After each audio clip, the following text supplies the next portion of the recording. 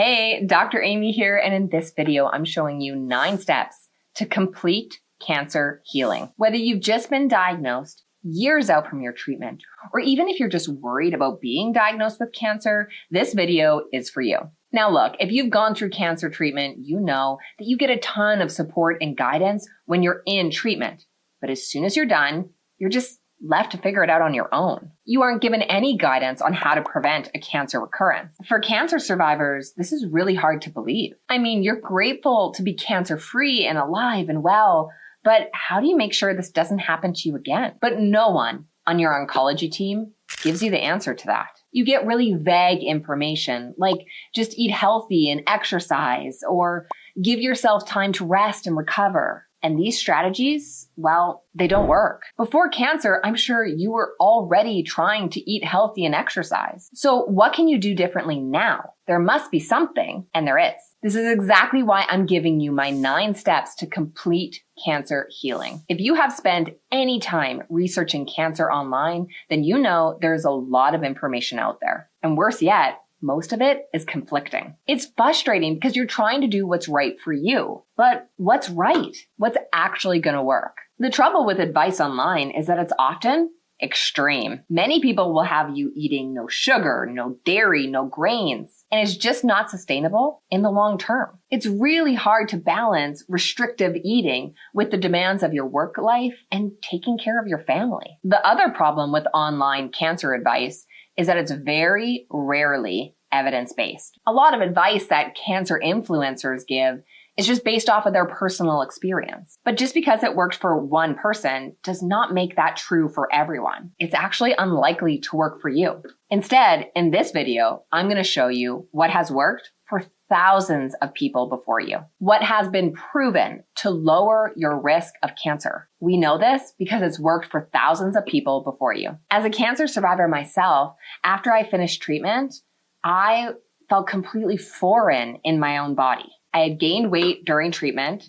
My body ached all the time, and I was exhausted. I was anxious about my food, and I was terrified of a cancer recurrence. It was a horrible place to be in. You were diagnosed with cancer. You deserve to feel amazing. You deserve to truly live your life confidently after your diagnosis. But the unfortunate truth is hardly anyone is going to help you find a path to actually lower your risk of a cancer recurrence. You need to help yourself. You need to take action now. Starting with number 1, lean protein. Without a doubt, how you fuel your body, it matters. From weight gain to joint pain to hot flashes, what you eat makes a difference. Unfortunately, there's a lot of misinformation about how to eat after cancer. Some people will say to do the keto diet, and others will say to eat vegetarian. And still more people will say to avoid sugar or avoid soy. But what is the actual truth? There are a few key aspects to lower your risk of cancer. The first thing that you need to focus on is lean protein. Most cancer survivors are not eating enough protein. It's really not your fault.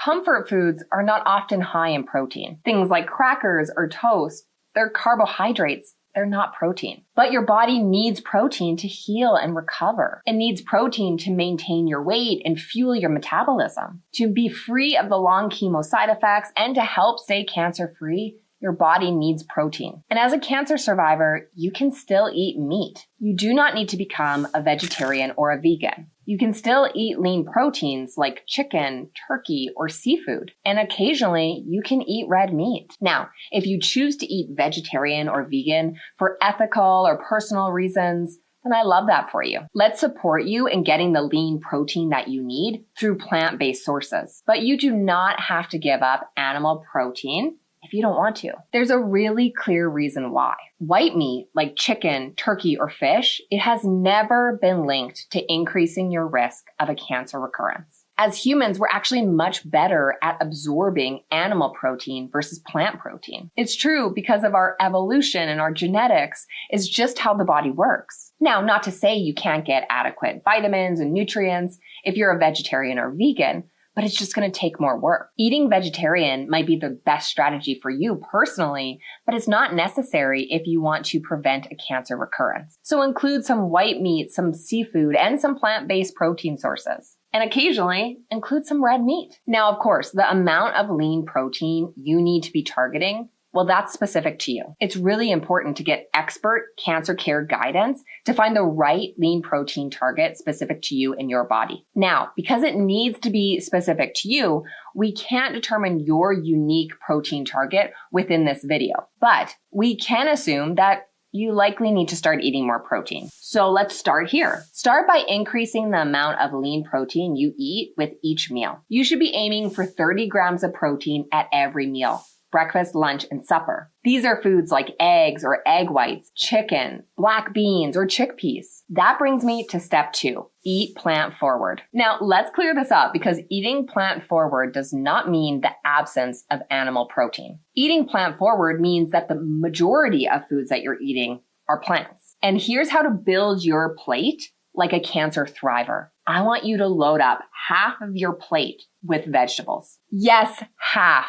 I know that's a lot, but there's a reason for this. Vegetables are packed with antioxidants and fiber, and that's exactly what you need to help recover from cancer and stay in cancer remission. Fiber has been shown to reduce your risk of a cancer recurrence. And antioxidants, well, they help restore your immune system and also help lower your risk of a cancer recurrence.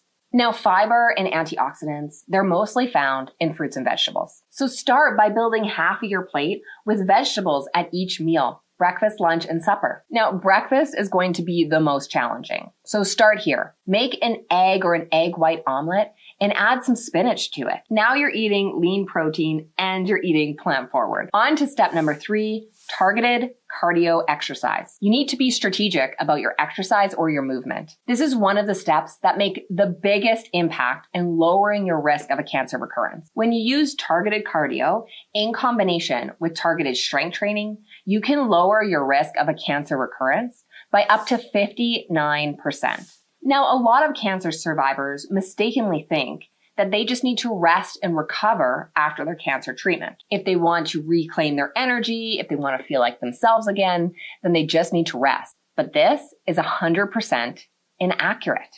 You need to be strategic about your exercise. Here's how you're going to do that. Start with low intensity cardio. I want you to start with gentle exercise, walking. Start by tracking how many steps you take in a day. Do that for 7 days. Just make a note of how many steps you're taking every day. Once that's done, figure out the average daily steps that you take over that 7-day period. For the upcoming week, I want you to add 500 steps. That's now your new goal. You're going to repeat this process every week until you hit 10,000 steps. But don't worry if it takes you a bit to get to 10,000 steps. This is not a race. You're still reducing your cancer risk over time. Your ultimate goal is to hit 150 to 300 minutes of low intensity cardio every single week. But I also do not want you to dive into high intensity cardio exercise. This can make your long chemo side effects worse. Joint pain, hot flashes, exhaustion, it can actually make it worse. It's also not the best approach to drop weight after cancer either. You want to start slow and steady, so start with walking. This gentle approach will help you reclaim your body much faster after cancer while still lowering your cancer risk. That brings me to step 4. Targeted strength training. You need to use strength training in combination with low intensity cardio. It's a combination of the two together that's been shown to lower your risk of cancer by up to 59%. Now, lots of women are keen to jump on the cardio part. Makes sense. We all know how to walk. We all feel comfortable doing that. But strength training, that can be intimidating, but it doesn't have to be. Strength training can be done with just your body weight. That's it. Starting with your body weight alone is a perfect place to start. Strength training should be done 2 to 3 times per week and should focus on a full body exercise. There are some people who like to train an arm day or a leg day, but that should not be your approach here. You need to focus on full body strength training with each session. Okay, next up is step number 5, cancer prevention supplements. Now, this step is not what you think. There are a lot of cancer survivors that search for this one magical supplement that's going to lower their risk of a cancer recurrence. Some pill or powder that can stop cancer. But without addressing your nutrition and the rest of these steps, then focusing on supplements will make very little impact. They're called supplements for a reason. They're designed to supplement your nutrition. So we actually need to make sure that you're fueling your body correctly before we dive into which supplements are best for you. Don't spend time or energy here unless you're confident that the rest of these 9 steps are maximized. Okay, and next is step number 6. Eat beans and legumes 5 times per week. This is a commonly overlooked aspect of cancer recovery and remission. Eat more beans and legumes. Beans and legumes have consistently been shown to lower your risk of cancer or cancer recurrence. And hardly anyone is eating them. They're inexpensive, they're easy to make. Start by including them in your nutrition. This might be things like adding black beans to a salad or eating hummus. Maybe toss some lentils into a soup or a stew. Just start by eating them more often. Okay, and on to step number 7, avoid these 2 foods. There's a lot of babble online about what foods to avoid after cancer. Sugar, dairy, meat, the list goes on and on. It's exhausting. And it's also largely untrue. There are 2 foods that you should seriously consider avoiding or limiting. And it's not sugar. Sugar has never been linked to increasing your risk of cancer or fueling cancer. There's never been any scientific evidence on that. Now, of course, a high sugar diet, well, that's not healthy for anyone. But if you're fueling your body with healthy, whole foods, then it's okay to have a treat every once in a while. You do not need to completely avoid sugar. But the foods that have consistently been linked to increasing your risk of cancer are 2 things: processed meats and alcohol. First, processed meats. Now, processed meats are any meat that's had something done to it to change its shelf life or to change its color or its taste. These are things like cured ham, bacon, or hot dogs, or deli meat. They have been shown to increase your risk of cancer or a cancer recurrence. It's unclear at this time if nitrates in processed meats are what's responsible or if it's something else. So to be safe, it's best to avoid all processed meats, nitrate-free or not. Second is alcohol. Alcohol has been known to raise your risk of cancer. Let me give you specific numbers.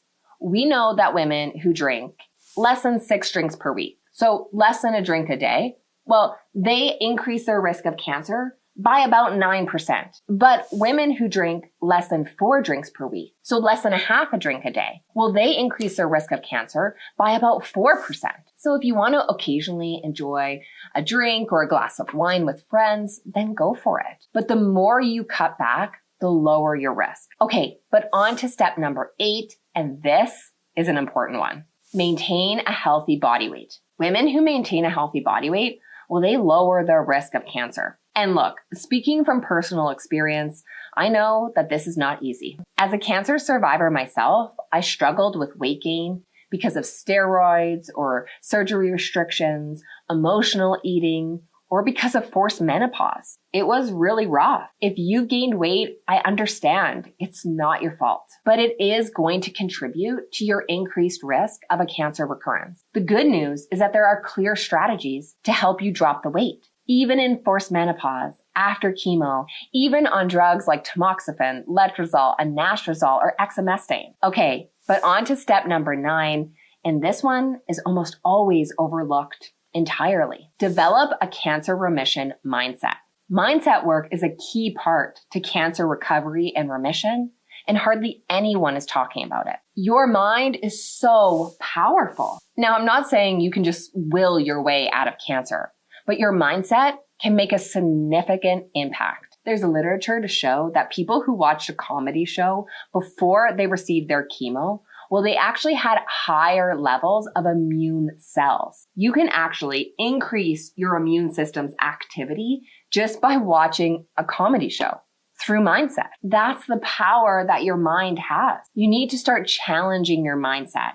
So if you feel like you're doomed and that cancer is inevitable, it's going to come or you're going to be re-diagnosed, then you need to focus on mindset. If you struggle with anxiety or fear of a cancer recurrence, that the cancer might come back, then again, you need to start challenging your mindset. Start here. Start by reading this book by Carol Dweck. It's called Mindset. I'll link this up below so you can find it. Okay, so now that you know these 9 steps to complete cancer healing, we need to start diving into your nutrition first. This is going to make the biggest impact. I've linked up this next video here on foods that help cancer cells die. Click the link here. I'll see you in the next video.